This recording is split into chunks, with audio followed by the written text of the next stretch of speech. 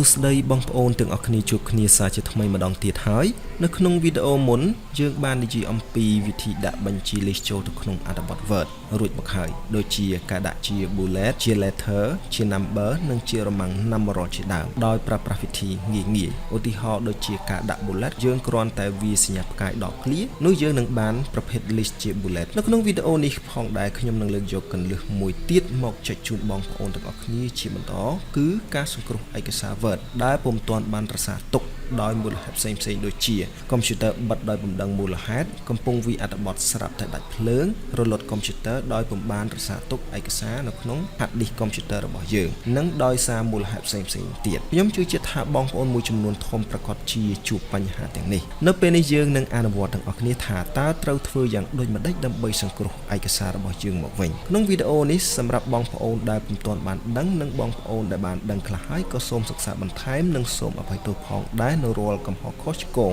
ប្រសិនបើការបញ្ចូលរបស់ខ្ញុំមិនបានក្បោះក្បាយឬលើសលប់ខ្វះខាតត្រង់ចំណុចណាមួយក៏សូមឲ្យបងប្អូនជួយបញ្ចេញជាមតិយោបល់ដើម្បីឲ្យមានលក្ខណៈល្អប្រសើរទាំងអស់គ្នាសូមអរគុណ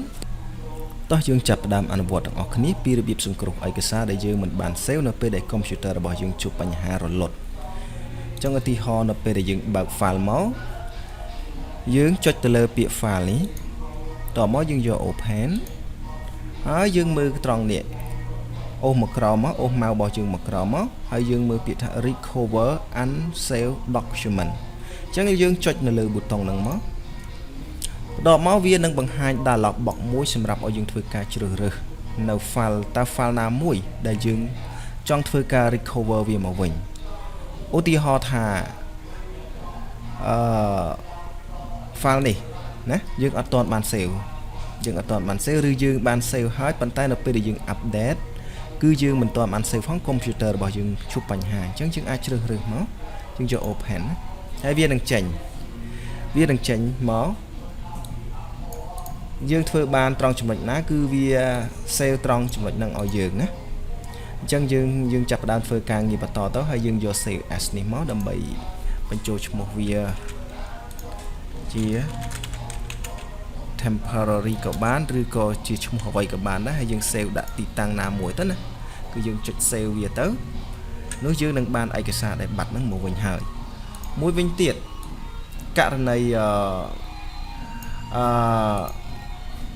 ដែលយើងជួបប្រទះដែរដូចជាករណីនេះខ្ញុំសូមបង្ហាញវីដេអូឲ្យជូនដល់បងប្អូនទាំងអស់គ្នាមើលពេលខ្លះពេលយើងជួបបញ្ហាគឺវាចេញផ្ទាំងបែបនេះណាយើងអាច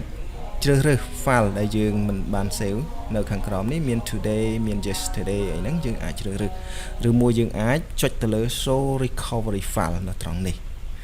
ណា show recovery file នៅត្រង់ហ្នឹងយើងចុចមកវានឹងចេញផ្ទាំងបែបនេះណាអញ្ចឹងយើងអាចជ្រើសរើសកន្លែងនេះសិតតែ file ដែលយើងមិនបាន save ទុកទាំងអស់ហើយយើងចុចវាមកវានឹងបង្ហាញណា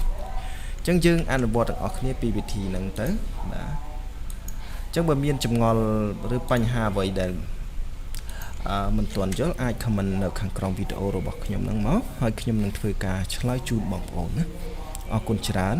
កុំភ្លេចតាមដានវីដេអូជាបន្តទៀតបាទសូមអរគុណ